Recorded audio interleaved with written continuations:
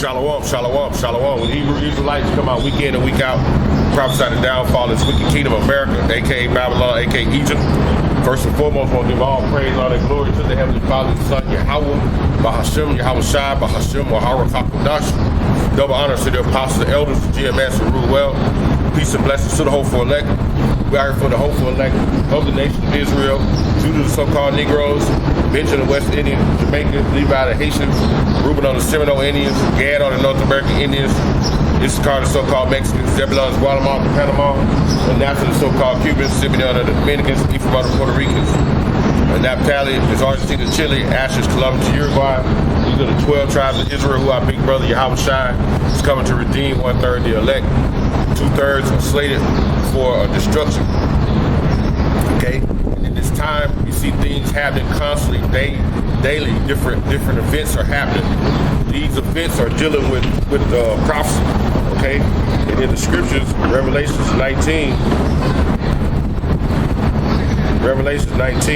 let me get it, 19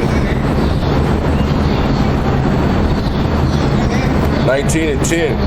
And I fell at his feet to worship him. So John the Revelator on the island of Patmos saw an angel. He said he fell to worship at his feet. What did the angel tell John? He said unto me, see thou do it not. I am thy fellow servant and of thy brethren that have the testimony of Yahweh Shai. Worship Yahweh.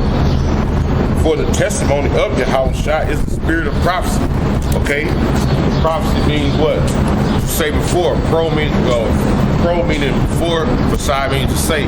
So we come out week in and week out, prophesy the downfall of this wicked kingdom of America, aka Babylon, okay?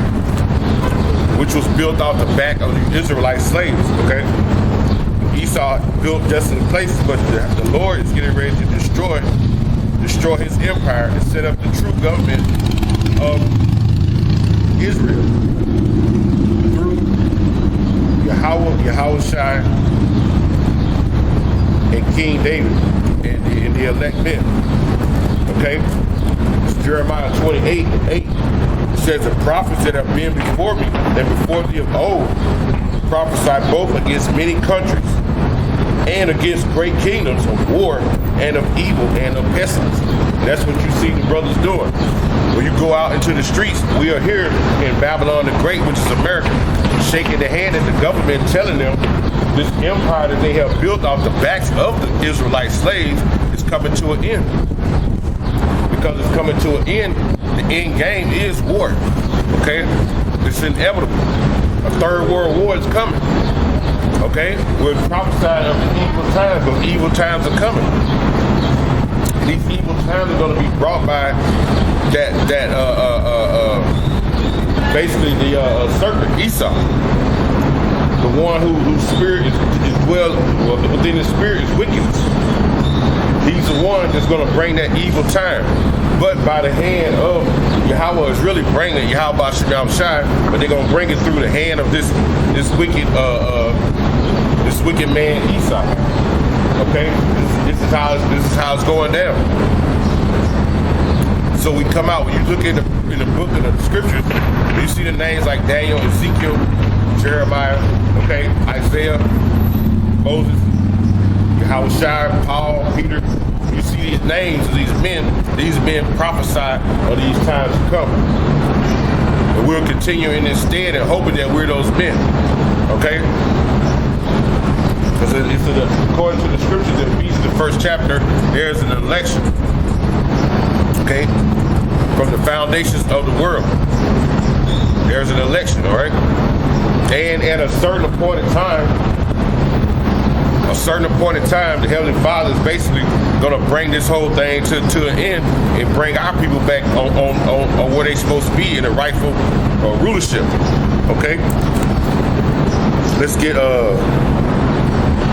let me get one in Esdras, second Esdras.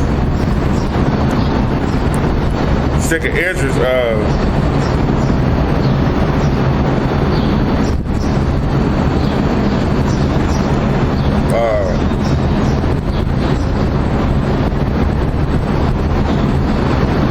37. 4:37.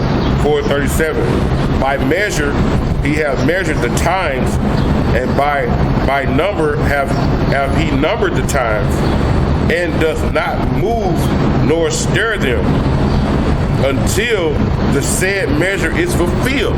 So the Heavenly Father has everything set at an appointed time and an appointed measure. Okay?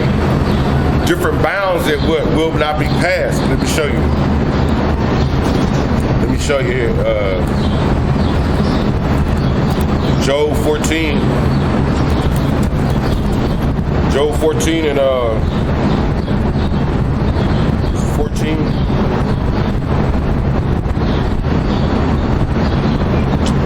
Is it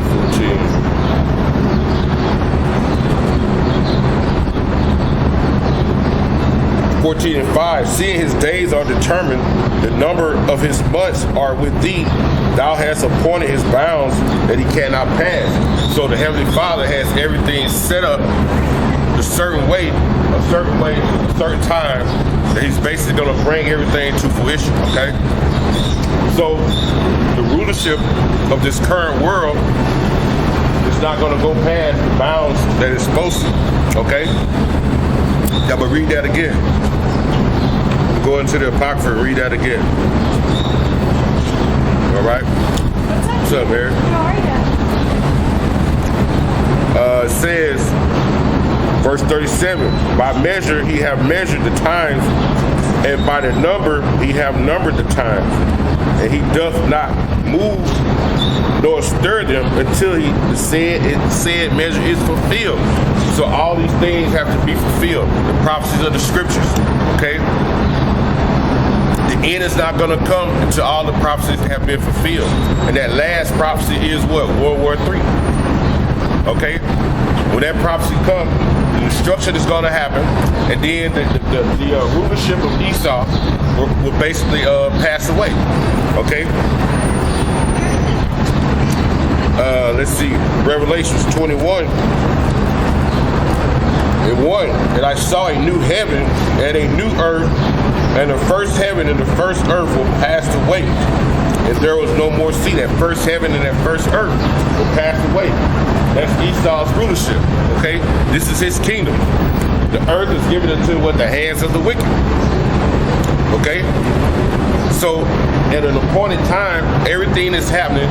It might not happen as we wanted to, because so in this scripture here, let's show you. Let me show you.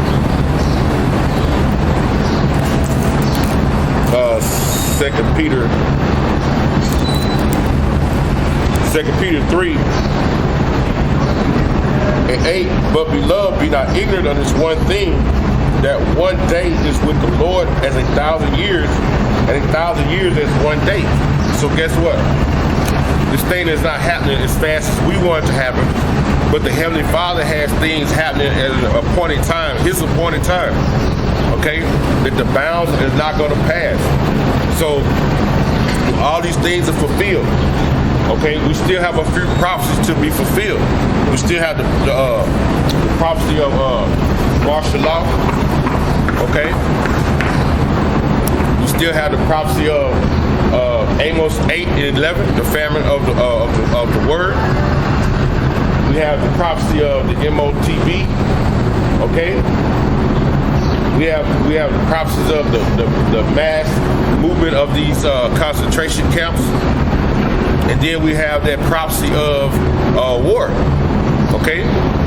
The thing you see going on between Russia and Ukraine, that's what you call a prophecy, okay? This little thing you see, that ain't the end all be all, because we know that MOTB has to happen before WW3. MOTB has to happen, okay? And what you see happening right now is these different countries are slowly moving that way. When you go to Europe, you have certain countries like Sweden, all right? They hook, line, and sinker. They all in on the MOTB, okay? They all in, okay? You have certain places in Australia, they're all in. But you gotta remember, these are basically Edomites. So they're gonna be all in. The thing you have going on now, you had a big conference. You had like a global summit conference with a lot of high rollers, high players there. And they were speaking on currency, okay? They were speaking on currency. Let me see where my phone at. I'm gonna type in the word currency. For me. Type that word in.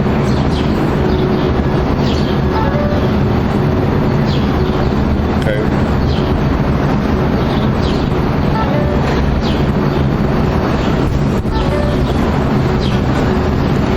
Currency. What do you mean by currency? Okay. Currency is a medium or exchange for goods and services. In short, it's money in the form of paper or coins. Okay. Now, when you go into the scriptures, when you go into Genesis 13th chapter, it gives you the definition of what real money is. Okay? And I'm going to read that right quick. This is real money. Genesis 13.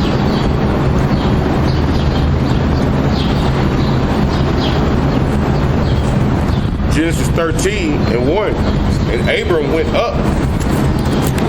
And Abram went up out of Egypt, he and his wife and all that they had, and Lot with him into the south. And Abram was very rich in cattle, in silver, and in gold. So cattle, silver, and gold, that's your riches. That's a natural resource. Okay? Silver being on the chart. The element chart is the element. It's AG. And gold is AU. I want to state. These are precious elements, man. If you got that, you got money. Okay? Now the controllers of this world, the earth was given into the hands of the wicked, which was given into Esau. They control all the gold and the silver resource. They say he had cattle. And the Edomites control all the cattle. You don't have Jake that had herds and herds of cattle. If you go to West Texas right now, you go out West Texas out I-20, go about an hour or two outside of Dallas. At one point, I traveled that road before for about 20 miles on both sides of the freeway. All you saw is longhorn steers on this side and dairy cows on that side for about 20 miles. Nothing but cows. That's money. You got one Edomite that's owning it. That's just right there. Okay, so Jake, our people, right, the Israelites, because we follow these curses, we don't have that. We say curse should be thy basket in thy store in Deuteronomy 28 and 17. So therefore, we're not gonna have herds and herds of cattle. We're not gonna have that curse. Okay? What does it say? Go back to that word. Currency. It says, in short, it's money in the form of paper or coins, usually issued by a government or generally accepted at the face value as a method of payment. So at face value, you accept RFNs as a payment, because real money is gold and silver. They don't pay you in gold and silver. Okay, they pay you in paper, currency, which is only paper. And it used to be backed by gold and silver. It had a gold and silver stamp on it years ago. All right, I think they cut out the gold stamp in, I think 1935, and then the silver stamp went off in 1955. You could get if you had $1 with a gold on there, you could get that much of an ounce for that amount of money. So if you had $10 with a gold stamp on it, you could get 10 ounces. That's how it used to be. So it's not like that no more. Okay? through what they call inflation and everything, the value of the dollar is gone. So this is one of the things that Esau is moving forward to try to gain total control. Okay, this is part of the Heavenly Father's plan for the destruction of Babylon. It says the ideal. This is the article. Okay, it's from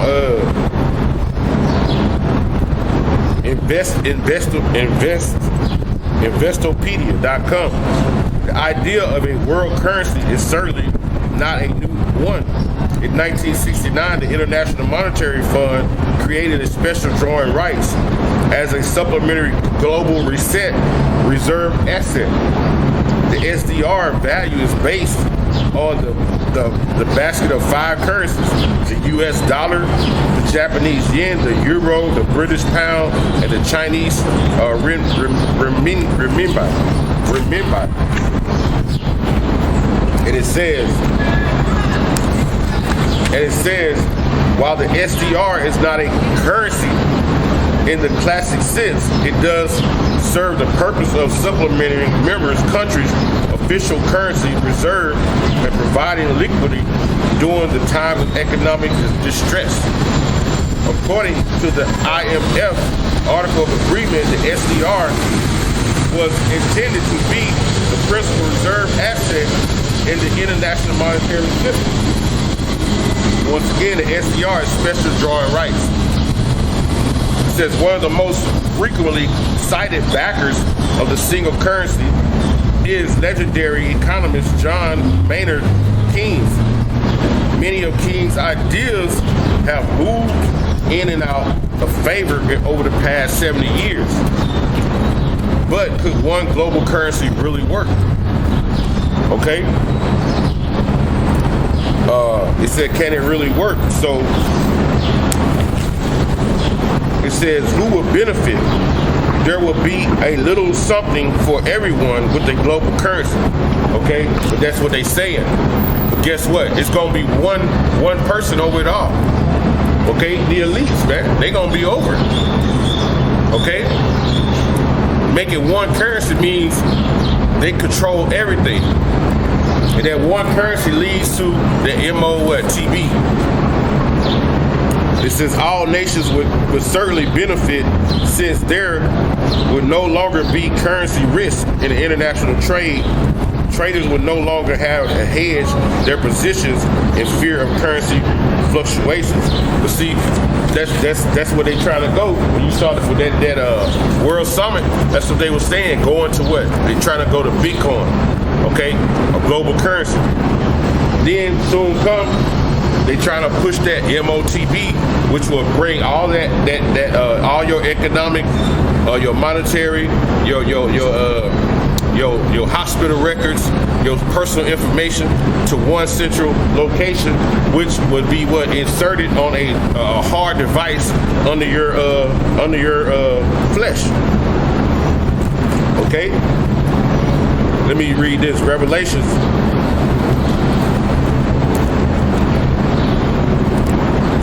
Revelations 13 and 16. And he called all, both small and great, rich and poor, free and bond, to receive a mark in their right hand or in their forehead,